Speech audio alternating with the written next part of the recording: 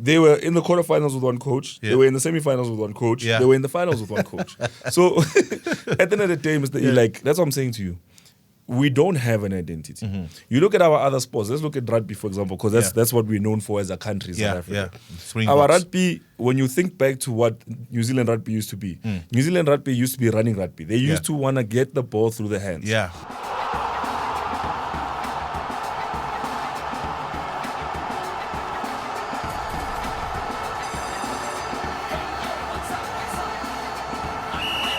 Hi there and welcome to the Diski Preview Show as we continue the conversation around the world of football. That is it, Diski. My name is yours truly, Mr. E, and the gentleman who's here to make sure that the journey of today's show is as smooth sailing as possible is in the studio. Ladies and gentlemen, let me welcome to the show Mr. Mo. Mr. E, how are you? Yeah, I'm fantastic. How are you? Are you one of those You're people looking nice and fresh. Yeah, no, you're one of those people who want to come for my predictions. Yeah. We're going to talk about your prediction. I hear you made a prediction during the course of the week. You want to tell us more about that? No, my prediction still stands. Fluminense, in my eyes, should have gone through against Chelsea. Yeah. I believe the tournament has a third place playoff, so I think we'll see what happens in the third place playoff. But I think they've been one of the best teams in Africa. I mean, not in Africa, I mean the FIFA Club World Cup. Yes, so, indeed. We'll see how that goes. Yes, indeed. Already Chelsea through to the finals. And we'll be talking today about the game between PSG and Real Madrid. It promises to be a very big one. Stay tuned. When we come back, it is PSG versus Real Madrid.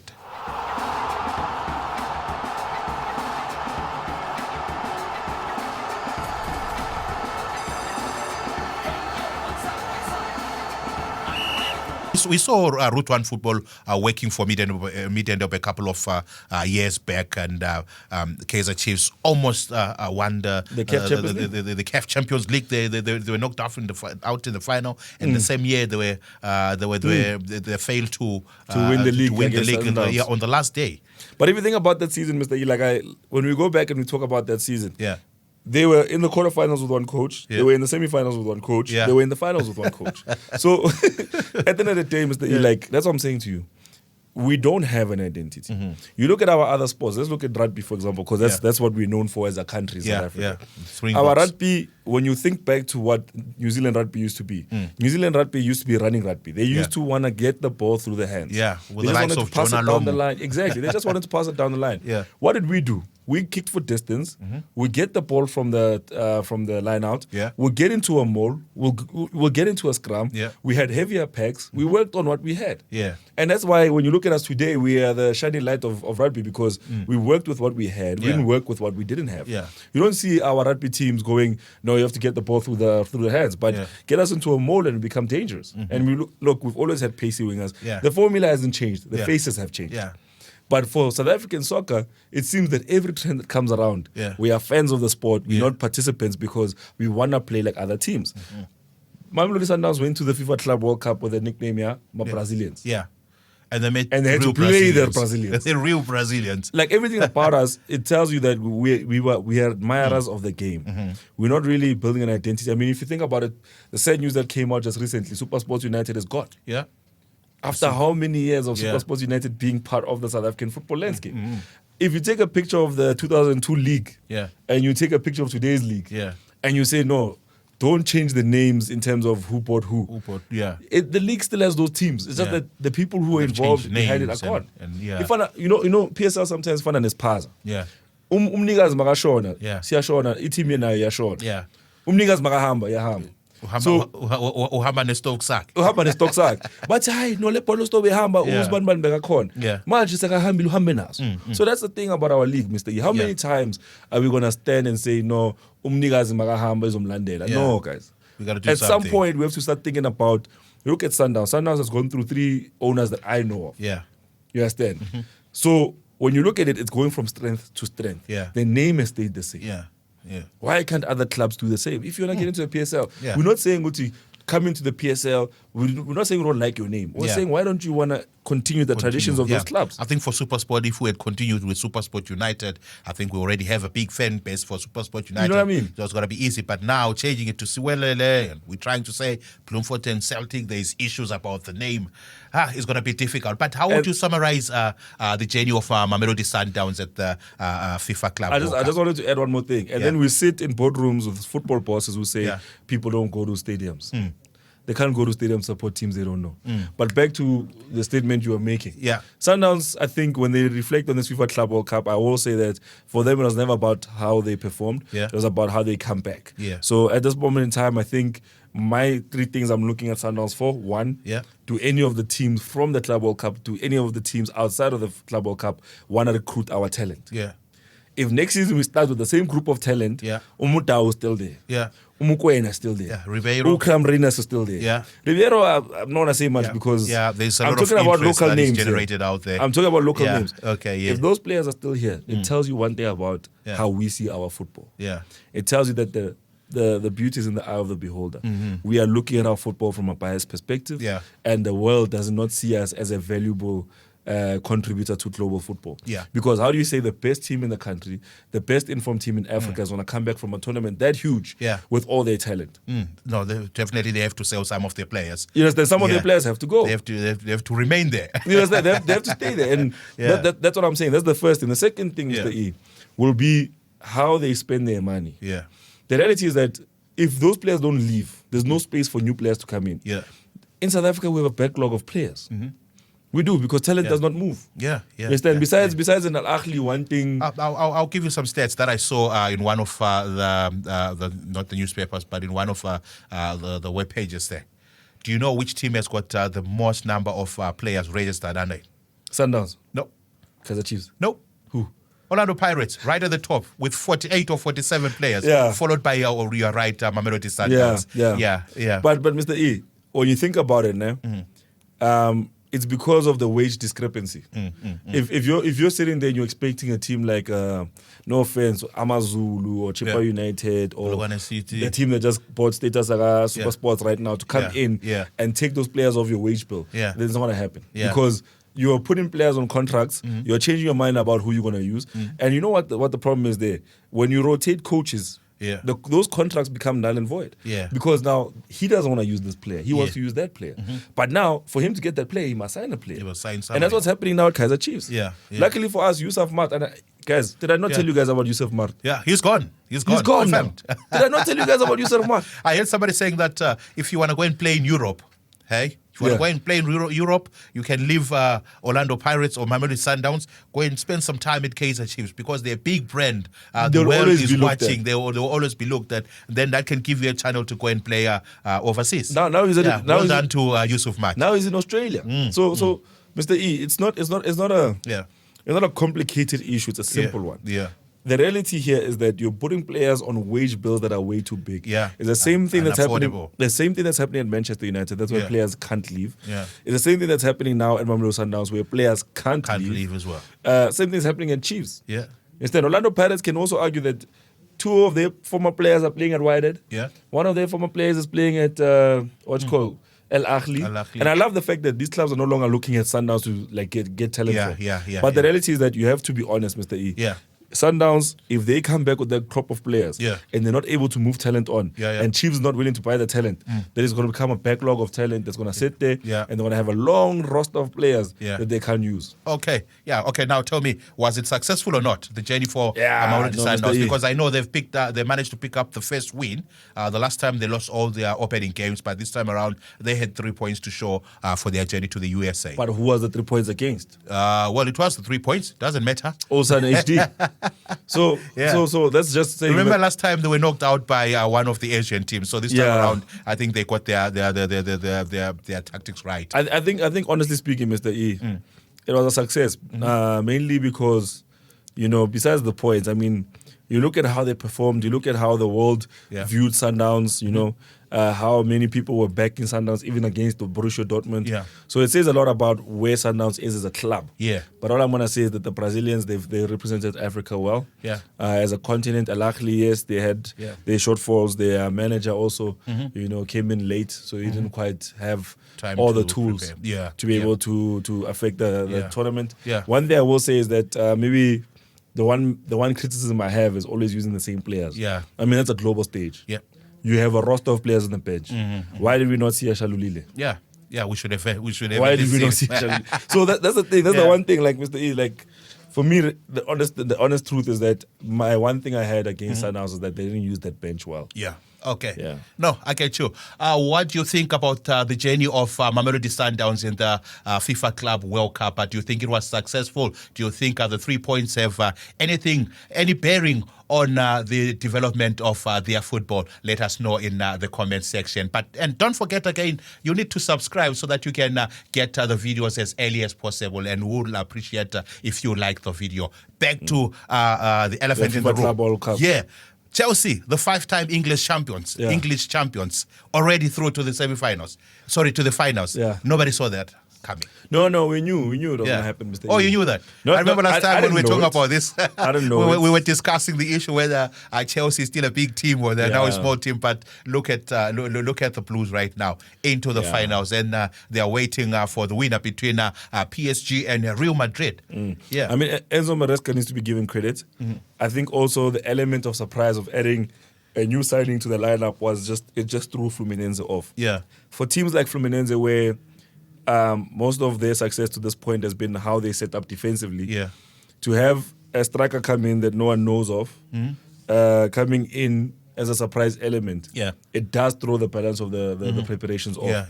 So I think that blindside really blindsided them. Yeah. So at the end of the day, I think it was Chelsea. Yeah. The moment I saw João Pedro in the lineup, I was like, Ziakala. Now, the story is that he grew up at Fluminense. He's a former Fluminense product, and now he's come back to haunt them. I think I noticed that he didn't celebrate one of his goals. Yes, Mr. His academy years were spent in Brazil with Fluminense. Yeah. So for this side, which is Chelsea, to have bought him and then put him straight into the lineup. Yeah. Okay. Now, Luis Enrique is setting his sights on that championship, on winning that trophy. But he has to negotiate past Real Madrid. Another potentially, it's going to be a very, very big game, this one. I think, I don't know, we can say it's the final before the final, but potentially it could be. Could be. It's giving us the UEFA Champions League vibes, you know. Everyone is having that conversation, and I think the excitement is getting to everyone about this upcoming fixture. I just wanted to remind everyone that the coach, which is Xabi Alonso for Real Madrid, he used to coach in Real Madrid's youth setups. Right? Because a lot of people are asking questions. Who's this Gonzalo Garcia? Why is Ada Gula playing through the middle? Yeah. And I think one thing that we as fans of the game have not come to realize. Certain signings are made for an upcoming coach. Yeah. You understand? Yeah. Because you'll hear how they speak about projects. You hear when Fabrizio Romano says the player, they've pitched the project to the player. So obviously when clubs go to coaches, the coach pitches his proposal. It says, listen, this is what I want to achieve. I'll need this player, this. Think of it this way. Roberto Firmino came in before Jurgen Klopp came in. Jurgen Klopp then got Sadio Mane. He signed a whole bunch of players from Germany. Right. He then had his whole career at Liverpool. But before he left, there was that transfer window, before that video of him coming out saying, I'm tired. They signed Ryan Gravenberch.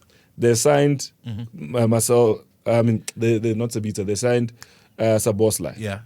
They signed, who was this? Alexis McAllister. McAllister, So if you look at those signings and you look at the coach that was coming in, they had players who fit his style of football, signed in the season when Jurgen Klopp was still there. Jurgen Klopp used them in the EFL Cup. He didn't quite use them in the Premier League. Then when Jurgen Klopp leaves, he left with his midfield to make space for these boys. And look, they won the Premier League title. So for Xabi Alonso, he was coming into the club, coming into Real Madrid. This was something that Real Madrid knew a year ago after they won the Champions League. Because rumors of Carlo Ancelotti going to Brazil started a year ago. So by then, he would already said to Brazil, here's my contract, this is what I want. They would have said to Xabi Alonso, what do you want? Xabi Alonso would have said, this is what I want. Bear in mind, that's when Xabi Alonso turned down the Liverpool job. And then they went and signed Anagula. They went and signed certain players. Obviously, Florentino Perez wanted Mbappe. They signed Mbappe. Then we are shocked to see Mbappe on the bench in the quarterfinals of the FIFA Club World Cup. When the reality is the coach signed the players he wanted. He wanted a right wing back like Trent Alexander-Arnold. He went and signed Trent Alexander-Arnold. But now, when you look at his past, as soon as Xabi Alonso retired, he went back to Real Madrid. He coached the development ranks of Real Madrid. Then he went on to go coach in Real Sociedad. Back when clubs were begging him, please come coach. First team, he didn't want. Then he went to Leverkusen to go test out how he could coach at a high level. And he won the league in his second season. Now he's gone to Real Madrid. And you see a player like Gonzalo Garcia. Which, the youngsters. which most probably was a product of his from the development years. So you're looking at how European football works. Here in Africa, we sack you, and then we look for the next guy, and then we wonder, okay, So to answer your question, Mr. E, this is not a mini final. This is PSG's game to lose. PSG are the informed European side. They're the champions of European football. They would have went on and won this tournament anyway if it was in the old format. Because they would have played it in December. But now it's playing just basically. It's basically playing a few weeks after the UEFA Champions League final. These guys, but Ikas is Sashis.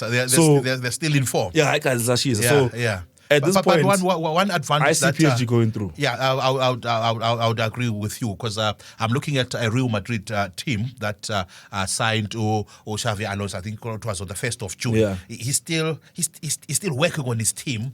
We saw him, even Mbappe is still not sure on how to play under him. So it looks like PSG, being the inform between the two, would definitely have to meet Chelsea in the final. I mean, for Xabi Alonso to go on and win this tournament, it will just confirm what we know already about him.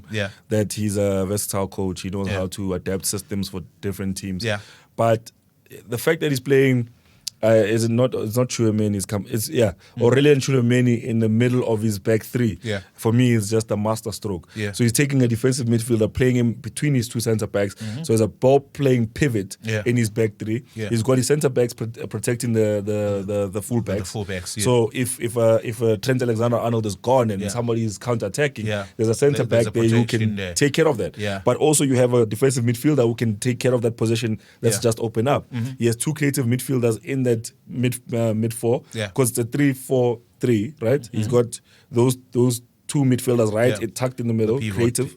And then in the front three, he's got players who understand his style. And like I said, when you go fetch a Gonzalo Garcia, what you're saying to us is, I've drilled into this boy my perfect project.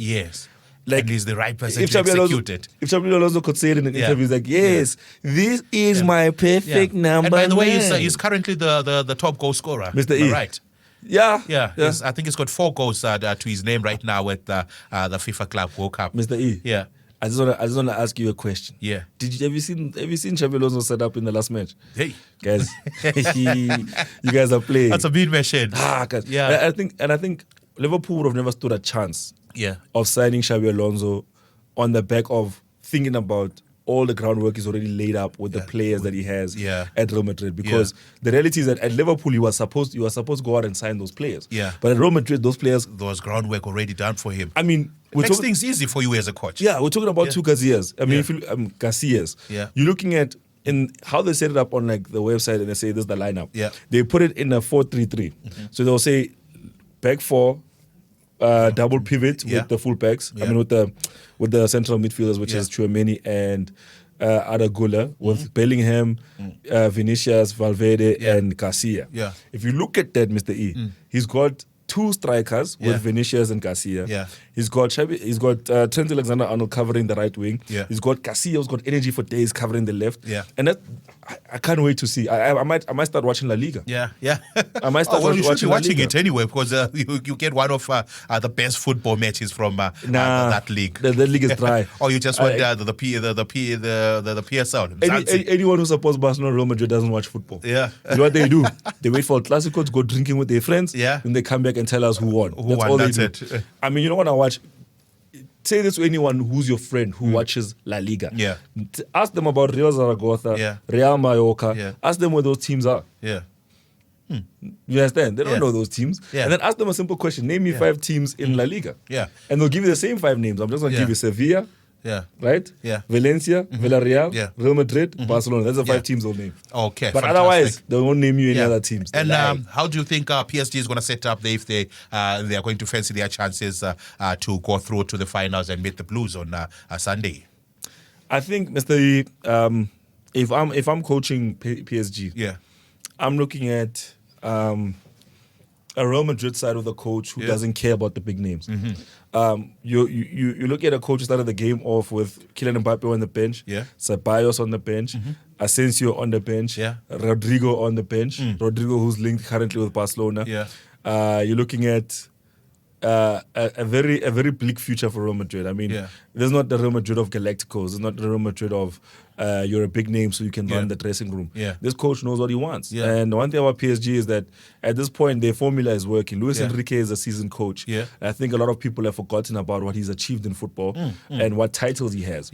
And for him, with the front 3 he has, deadly. With the midfield 3 he has, guys, have you seen Vitinha? Where was this guy? Vitinha, Ruiz, Neves. Where have they been all along? One thing I'll say about PSG is that PSG has always needed a football brain. And by hiring Luis Enrique, they bought a football brain. Now the body can function properly. And then that football brain just happened to come in at the right time when the biggest bottleneck for PSG left, which was Kylian Mbappe. They put too much money on him. They put too much investment on him. Now, for the first time ever, you're seeing a PSG that's balanced. They have enough talent going up front. They have enough talent at the back. And one thing I'll tell you about it, because there's no egos in this dressing room. Imagine, I remember when Mauricio Pochettino got the job at PSG. And I said, I think I was still at Super TV at the time. And I said on that platform, I said, this won't last more than 6 months. I was like, you can't walk in as a coach. You've got Mbappe here, fresh out of winning a World Cup. You've got Neymar here, won a Champions League, won a FIFA Club World Cup. You've got Messi. Instead, no, it was after Messi won the Club World Cup. The World Cup. So I'm saying you've got someone who's got Ballon d'Ors. You've got a future Ballon d'Or winner. You've got someone who's deserved a Ballon d'Or before. All in the same dressing room. And you're coming with your no Champions League title. You're coming to tell them how to play football.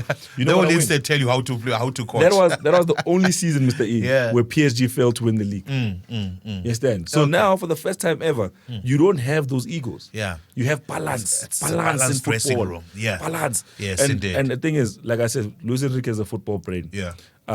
Same class as. There's a picture of the 3 of them.